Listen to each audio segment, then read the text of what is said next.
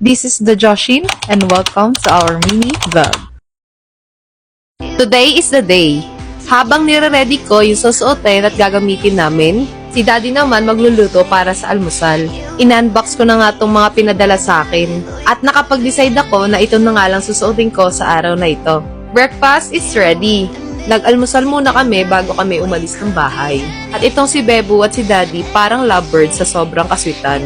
Sabi ko subuan niya din ako, pero snob ang inabot ko. Para naman sa outfit ni Bebo, little cute girl ang atake niya. At si Kuya Zion naman naka New York Yankees oversize. At ako naman, Koreanang hilaw ang atake.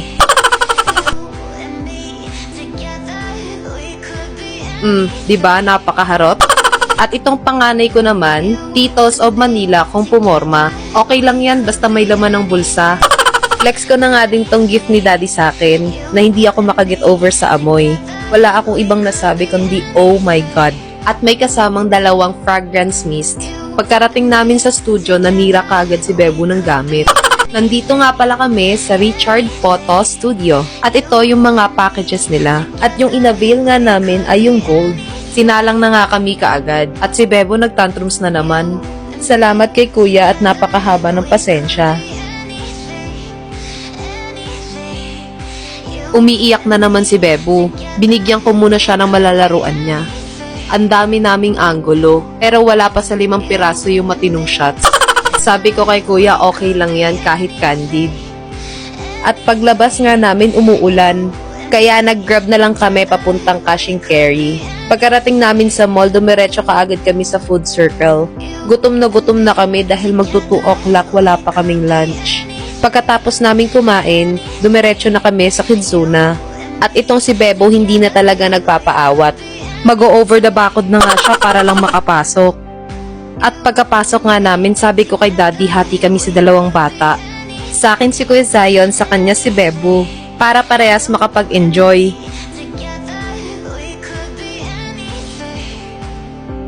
Sa sobrang saya nga namin ni Kuya Zion, hindi ko na malayan dumalentong pala siya. Kaya tinanong ko kung okay lang siya, sagot niya sa akin, Mommy, I'm fine. At may isang bata pang naglalaro dito. Sinulit na nga namin ng oras dito, dahil hindi naman sila palaging nakakapasok sa indoor playground. Sa araw-araw na ginawa ni God, sobrang busy talaga naming mag-asawa, lalong-lalo na si Daddy. Sa mga bawat shop, binihisan ko si Sai ng mga uniforms at pinicturan. Pagkatapos nga namin mag-playtime, dumiretso kaagad kami sa groceries. At bumungad nga sa amin itong mga prutas. Tinanong ako ni Daddy kung naniniwala ba daw ako sa dosing bilog na prutas. Sabi ko hindi, dahil hindi ako basta-basta naniniwala sa mga pamahiin. Namili lang kami ng kulang at yung ubos ng stock sa bahay. At ito nga si Daddy nakakita ng walnut, sabi ko ibalik niya na kasi wala sa budget yan. At ito nga si Bebo ayaw tumigil sa pangungulit kahit hindi pa bayad, binuksan na namin.